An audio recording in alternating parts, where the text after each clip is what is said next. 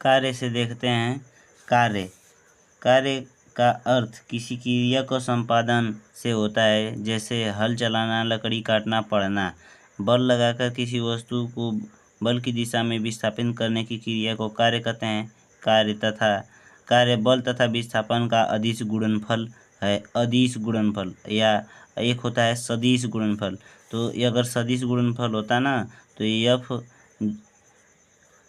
Cross yes होता और इसमें कॉस थीटा नहीं साइन थीटा होता। और कार्य का एसआई मात्रक होता है जूल। कार्य का एसआई मात्रक होता है जूल। कार्य का सीजीएस मात्रक होता है अर्ग। 1 जूल बराबर 10⁻7 अर्ग होता है। कार्य की बीमा होती है यम यल पर यल स्क्वायर टी पर -2। कार्य एक अदिश राशि है। अगर किसी दीवार को धक्का लगाते हैं तो किया गया कार्य शून्य होता है, क्योंकि विस्थापन शून्य होता है। अगर कोई व्यक्ति 10 kg का बोझा लेकर कई वर्षों तक खड़ा रहता है तो किया गया कार्य शून्य होता है, क्योंकि विस्थापन शून्य होता है। अगर कोई कूली 100 किलो का बोझा लेकर मीलों दूर भी चलता है तो किए गए कार्य का मान शून्य होता है, क्योंकि बल और विस्थापन के बीच का कोण 90 डिग्री होता है। अगर कोई व्यक्ति सीढ़ी पर चढ़ा और चढ़कर उतर गया तो किए गए कार्य का मान शून्य होता है, क्योंकि विस्थापन का मान शून्य होता है। किया गया कार्य धनात्मक तथा ऋणात्मक तथा शून्य भी हो सकता है। घर्षण बल के द्वारा किए गए कार्य का मान ऋणात्मक होता है। नोट: नए प्रकार के प्रश्न में कार्य शून्य उसी का होगा जहाँ पर बल और विस्थापन के बीच का कोण 90 डिग्री होगा। यहाँ पे एक क्वेश्चन दिया है, अगर किसी वस्तु पर 10 न्यूटन का बल और क्षैतिज से 30 अंश के कोण पर आरोपित होता है तो वह वस्तु क्षैतिज में 5 मीटर विस्थापित होती है, तो किया गया कार्य क्या होगा। तो इसका गुणा कर देंगे और इसका मान आएगा ये जो है एफ बराबर इसको रखेंगे 10 न्यूटन और कास थीटा में थीटा का मान 30 रखेंगे और इसको 5 रखेंगे तो इसका मान ये आएगा 25 कड़ी में 3। अब देखते हैं ऊर्जा जो है, ऊर्जा कार्य करने की क्षमता एक क्षमता होती है, एक दर होती है। तो कार्य करने की जो दर होती है उसे शक्ति बोलते हैं, लेकिन जो क्षमता होती है उसे ऊर्जा बोलते हैं। सभी प्रकार की ऊर्जा का एसआई मात्रक जूल होता है और सीजीएस मात्रक अर्ग होता है। सभी प्रकार की ऊर्जा अदिश राशि होती है। ऊर्जा विभिन्न प्रकार की होती है, जैसे द्रव्यमान ऊर्जा, सूर्य ऊर्जा, नाभिकीय ऊर्जा, ध्वनि ऊर्जा, रासायनिक ऊर्जा, प्रकाश ऊर्जा, ऊष्मीय ऊर्जा, विद्युतीय ऊर्जा, यांत्रिक ऊर्जा। यांत्रिक ऊर्जा मुख्यतः 2 प्रकार की होती है। यांत्रिक ऊर्जा में 2 प्रकार के होते हैं, गतिज ऊर्जा तथा स्थितिज ऊर्जा। गतिज ऊर्जा और स्थितिज ऊर्जा को दोनों को जोड़ देंगे, गतिज ऊर्जा प्लस स्थितिज ऊर्जा बराबर यांत्रिक ऊर्जा। गतिज ऊर्जा गति करने पर जो गति करने वाली वस्तु में गतिज ऊर्जा होती है। यम द्रव्यमान की किसी वस्तु पर अगर भी वेग से यम द्रव्यमान की वस्तु अगर भी वेग से गतिशील है तो उसमें काइनेटिक एनर्जी यानी गतिज ऊर्जा जो होगी वह के बराबर 1/2 mv² होगी। इसको आगे देखते हैं। द्रव्यमान ऊर्जा प्रत्येक द्रव्य में उसके द्रव्यमान के कारण उसमें ऊर्जा संचित होती है, जिसे द्रव्यमान ऊर्जा कहते हैं। एम बराबर ई बराबर mc²। इस फार्मूले को आइंस्टीन ने दिया था। ई पदार्थ में निहित ऊर्जा है, एम जो है पदार्थ का द्रव्यमान है तथा वेग जो है सी बराबर प्रकाश का वेग है। यह आइंस्टीन द्वारा दिया गया था और द्रव्यमान ऊर्जा समीकरण है। इससे अपेक्षितता का सिद्धांत तथा सापेक्षिकता का सिद्धांत या थ्योरी या फिर रिलेटिविटी भी कहा जाता है। नाभिकीय ऊर्जा या परमाणु ऊर्जा इस द्रव्यमान ऊर्जा से ही प्राप्त होती है। कुछ प्रमुख प्रकार की ऊर्जाएं जो हैं सौर ऊर्जा, जो हमारे सौरमंडल में ऊर्जा का सर्वाधिक प्रत्यक्ष एवं विशाल स्रोत सूर्य है। नाभिकीय ऊर्जा जो है, परमाणु का नाभिक भी उस ऊर्जा का भंडार है।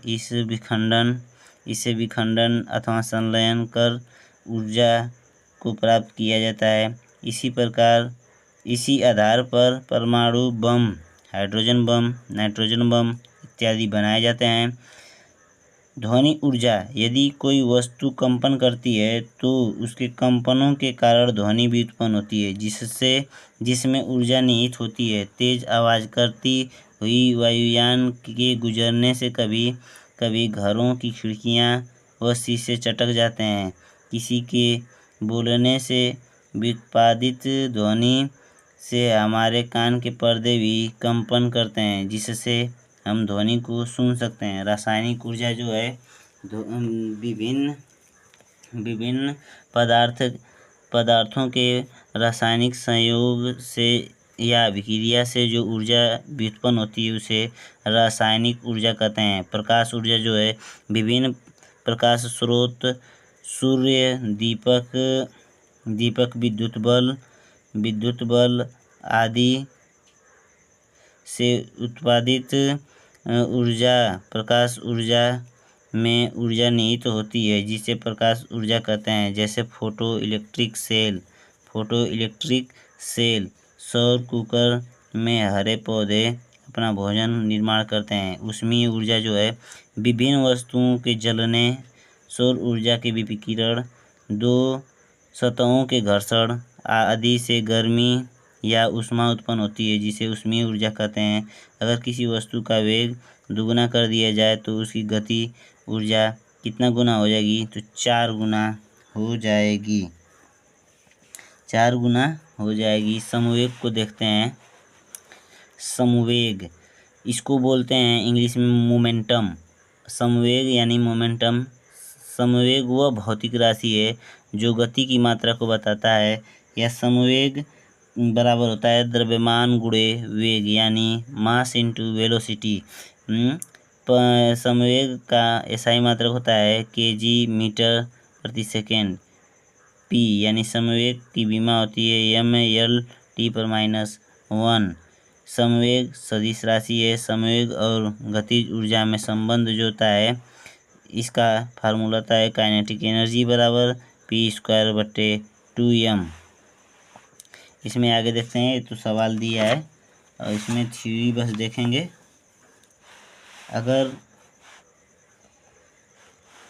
अगर काइनेटिक एनर्जी जो है, अगर काइनेटिक एनर्जी समान है तो वह समान होना चाहिए। समान नहीं है तो नहीं रहने पर उल्टा होगा। जैसे स्थितिज ऊर्जा आगे देखते हैं। इसके आगे जो है स्थितिज ऊर्जा, किसी वस्तु की स्थिति के कारण जो क्षमता होती है, कार्य करने की जो क्षमता होती है, किसी वस्तु की स्थिति के कारण कार्य करने की जो क्षमता होती है उसे स्थितिज ऊर्जा कहते हैं। यदि किसी वस्तु का द्रव्यमान m हो तथा पृथ्वी की सतह से h ऊंचाई पर स्थित हो तो उसमें स्थितिज ऊर्जा होगी जो mgh होगी। इन सब में, जैसे बांध में पानी जो इकट्ठा है उसमें जो ऊर्जा होगी उसमें स्थितिज ऊर्जा होगी। फल में, पेड़ पर लगे फल में, तनी हुई धनुष में, तने हुए जो गुलेल होता है उसमें, इन सब में स्थितिज ऊर्जा होगी।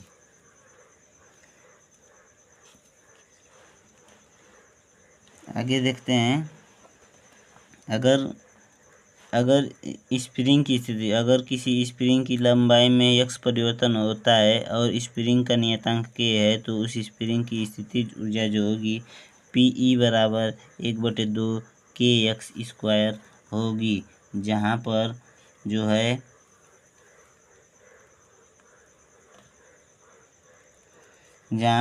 x जो है लंबाई में परिवर्तन है और k जो है स्प्रिंग का नियतांक है। स्थितिज ऊर्जा के उदाहरण है तना हुआ धनुष या स्प्रिंग, दबा हुआ गद्दा, हाथ में पकड़ा हुआ पत्थर, छत से लटका हुआ पंखा। आकार में बदलाव के कारण स्थितिज ऊर्जा होती है। इस शरीर में प्रत्यास्थ स्थितिज ऊर्जा होता है। कॉइल स्प्रिंग को दबाने या फैलाने में स्थितिज ऊर्जा बढ़ती है। बांध में भंडारित पानी में स्थितिज ऊर्जा होती है। चाबी वाली घड़ी में स्थितिज ऊर्जा होती है। चाबी वाले खिलौने में स्थितिज ऊर्जा होती है। गतिज ऊर्जा के उदाहरण जो हैं तना हुआ गुलेल भी होगा। गतिज ऊर्जा का उदाहरण है जमीन पर दौड़ना या दौड़ता हुआ लड़का, चलती हुई बस या ट्रेन, रनवे पर चलता हुआ एरोप्लेन, ये सब गतिज ऊर्जा के उदाहरण हैं। गतिज ऊर्जा और स्थितिज ऊर्जा दोनों के उदाहरण या यांत्रिक ऊर्जा के उदाहरण जो हैं छत पर दौड़ता हुआ लड़का, ऊंचाई भी है और दौड़ भी रहा है, तो यहाँ पर स्थितिज ऊर्जा भी होगी और ऊंचाई के कारण स्थितिज ऊर्जा भी होगी, और जो इस तरह से दौड़ रहा है, गति कर रहा है, तो गतिज ऊर्जा भी होगी। छत पर चलता हुआ पंखा, ऐसे पंखा चल रहा है छत पर, तो भी ऊंचाई के कारण स्थितिज ऊर्जा और गतिज ऊर्जा दोनों प्राप्त करेगा। उड़ता हुआ हेलीकॉप्टर, लुढ़कती हुई वस्तु, उड़ती हुई पतंग, चलती हुई बस या ट्रेन में बैठा व्यक्ति। ऊर्जा संरक्षण का नियम देखते हैं। ऊर्जा संरक्षण का सिद्धांत जो है, ऊर्जा न तो उत्पन्न की जा सकती है और न ही नष्ट की जा सकती है। ऊर्जा केवल एक रूप से दूसरे रूप में बदली जा सकती है। विद्युत सेल जो है रासायनिक ऊर्जा को विद्युत ऊर्जा में बदल देता है। लाउड स्पीकर विद्युत ऊर्जा को ध्वनि ऊर्जा में, माइक्रोफोन ध्वनि को विद्युत ऊर्जा में, टरबाइन यांत्रिक को विद्युत ऊर्जा में, मोटर जो है विद्युत ऊर्जा को यांत्रिक ऊर्जा में, विद्युत बल्ब जो है विद्युत ऊर्जा को प्रकाश ऊर्जा और उसमें ऊर्जा में, फोटो इलेक्ट्रिक सेल जो है प्रकाश ऊर्जा को विद्युत ऊर्जा में, वाद्य यंत्र जो है यांत्रिक ऊर्जा को ध्वनि ऊर्जा में, बारिश जो है स्थितिज ऊर्जा को गतिज ऊर्जा में। जब किसी गेंद को नीचे से ऊपर फेंकते हैं तो ऊपर से नीचे गिरती है तो गतिज ऊर्जा में कमी या वृद्धि, और क्रमशः स्थितिज ऊर्जा में कमी, वृद्धि या कमी के बराबर होता है। एक बढ़ेगा तो दूसरा घटेगा, दूसरा बढ़ेगा तो पहला घटेगा, इस तरह से चलता रहता है। दक्षता एफिशिएंसी किसी निकाय के निर्विष्ट के अनुपात को जो है दक्षता कहते हैं। जैसे आउटपुट और इनपुट कितना दे रहे हैं और कितना आ रहा है, तो कोई भी मशीन पूरी जो है 100% शुद्ध नहीं होती है। तो इसका अगला है थ्योरी, बस देखेंगे आवेग। आवेग देखते हैं। आवेग में जब बल और समय के गुणनफल को आवेग कहते हैं, अर्थात आवेग जो है बल इंटू समय को आवेग कहते हैं। आवेग का एसआई मात्रक है न्यूटन इंटू सेकेंड, यानी किलोग्राम मीटर प्रति सेकेंड। आवेग की बीमा होती है mL/-1। आवेग सदिश रहती है। अगर कोई खिलाड़ी कैच लेना चाहता है तो अपने हाथ को पीछे की ओर खींचता है, जिससे समय का मान बढ़ जाता है और बल घटता है, जिसके कारण कैच आसानी से पकड़ा जाता है, नहीं तो वह छूट जाता है और चोट भी अधिक लगती। शक्ति को देखते हैं। मैंने बताया था कि शक्ति जो होती है कार्य करने की दर को शक्ति कहते हैं, और कार्य करने की क्षमता को क्या बोलते हैं? ऊर्जा। कार्य करने की क्षमता को ऊर्जा बोलते हैं। कार्य करने की क्षमता को ऊर्जा।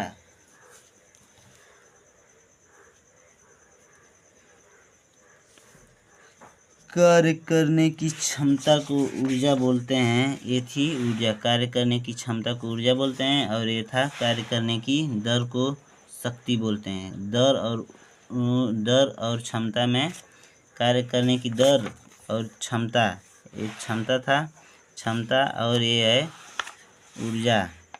दर, क्षमता और दर में अंतर होता है।